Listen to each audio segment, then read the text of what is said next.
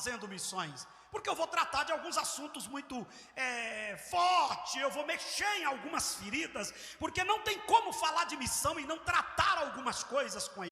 O Evangelho de Cristo, e eu que conheço, preciso levar este Evangelho, apresentar este Evangelho às pessoas que estão carentes de Jesus. Tem pessoas que pensam assim: quando eu melhorar, eu vou fazer missões. Ninguém sabe se vai estar vivo amanhã. O seu dia é hoje, a hora é agora, o momento é hoje.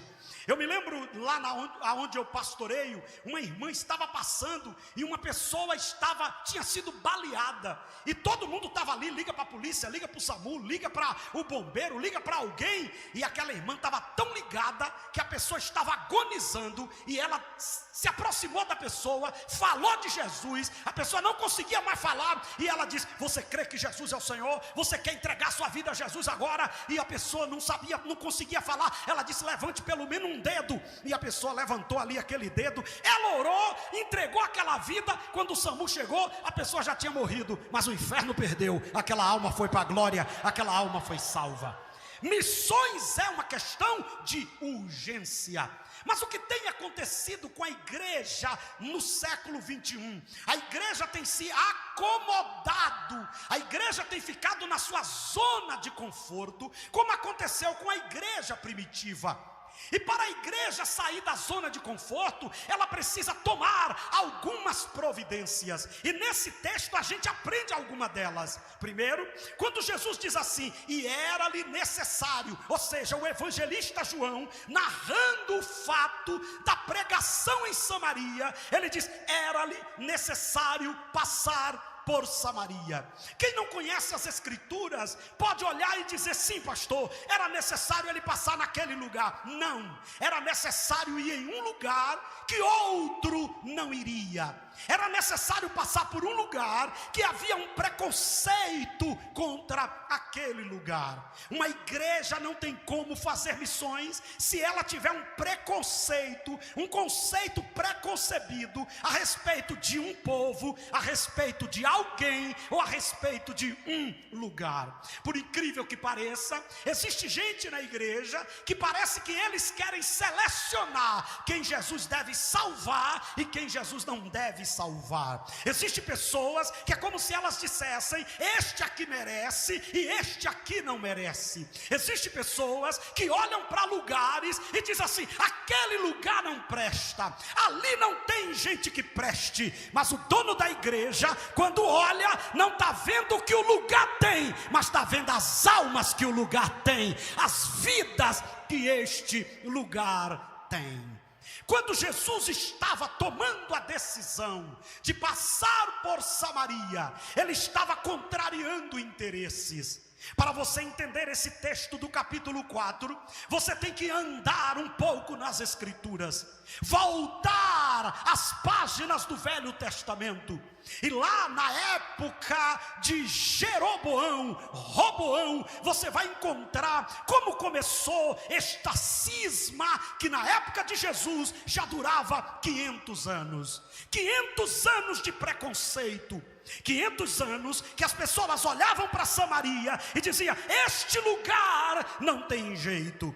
Para você ter uma ideia, quem está na Galileia para ir para a Judeia, ou quem está na Judeia para ir para a Galileia, tem 3 caminhos: o caminho da costa, o caminho da Pérea e o caminho por Samaria. O caminho por Samaria era o caminho mais curto.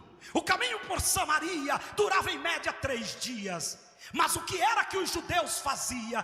Passava pela Pérea ou pela costa, porque eles diziam: Samaria não é digno de um judeu passar por lá.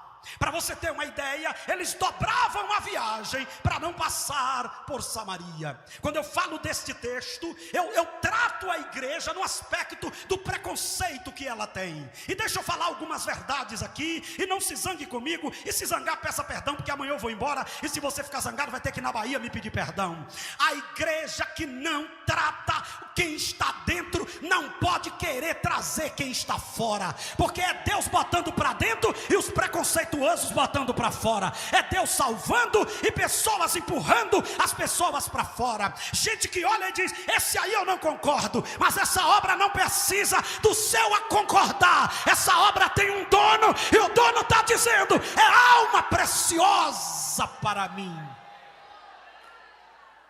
Por favor, pirraçar pastor é perigoso. Então aquilo que eu pedi para você fazer, faça por favor. Olhe para quem está do seu lado e diga: Deus está querendo tratar a igreja nessa última hora. Nós pregamos que Jesus Cristo salva todo mundo, mas quando Deus vai trazendo, a gente faz igual o colégio apostólico. Salva Paulo, Senhor tem misericórdia desse homem. Quando Deus salva, o colégio apostólico não acreditava em Paulo. Se não fosse Barnabé, Paulo tinha se perdido. E deixa eu dizer uma coisa aqui com o coração doído: tem muita gente que se perdeu por causa do preconceito da própria igreja, que ora para Jesus salvar o assaltante, mas quando o assaltante chega, a igreja preconceituosa joga ele fora. Ora para Deus salvar a prostituta, mas se não tiver cuidado, a irmã ciumenta joga a prostituta fora. Esta casa tem que ter o acolhimento do dono dela, e o dono dela está dizendo: vinde a mim todos.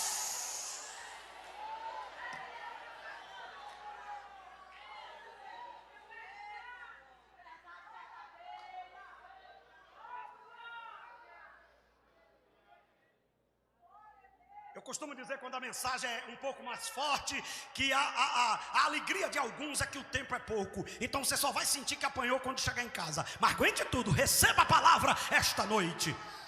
Quando Jesus chega no cenário, havia um preconceito.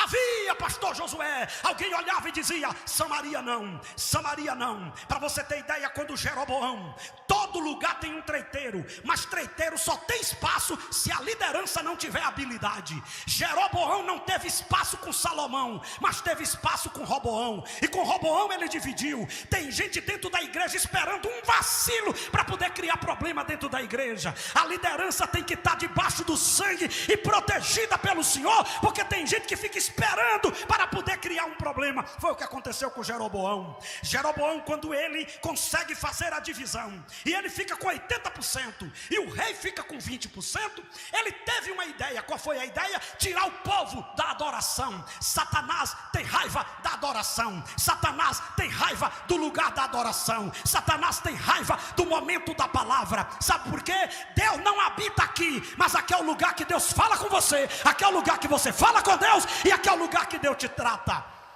O que é que ele faz? Ele chega no Monte Gerizim e constrói um templo. O templo do Monte Gerizim era para desviar o povo do lugar da adoração, que era Jerusalém. Em virtude disso, o povo de Israel olhava para o samaritano, capital do reino do norte, e dizia: esse povo não merece, esse povo é terrível, esse povo é problemático. Mas tem um outro problema: a raça dos samaritanos, ela não era uma raça pura, ela era uma raça híbrida, porque no cativeiro do reino do norte houve uma mistura de raça, diferente do cativeiro do sul. Quando o povo vai para a Babilônia, o povo se mantém murmurando, mas a raça manteve-se pura. Eles não se misturaram com outros povos. Mas o cativeiro do sul, do norte, quando foi para a Síria, eles demoraram e não voltaram. E aqui eu vou abrir um parêntese: toda vez que você cometer qualquer vacilo e Deus te tratar, pode fazer o culto de ação de graça. Ele ainda acredita em você, Ele quer restaurar você. Louvado seja Deus. Tem gente que diz assim: meu Deus, eu faço qualquer coisinha e Deus já me trata. É que ele acredita em você. Quando alguém vai aprontando e Deus vai deixando, quando alguém vai aprontando e Deus vai dando corda, é que Deus não quer tratar, Deus quer exercer juízo. E quando Deus puxa a corda, ninguém folga, ninguém tira. Essa é a diferença do cativeiro do sul e do cativeiro do norte. No cativeiro do sul, Deus estava dizendo: eu vou tratar, mas ninguém mata vocês, vocês vão voltar. Salmo 126, quando o Senhor trouxe do cativeiro os que voltaram a Sião, eles estavam como os que sonham.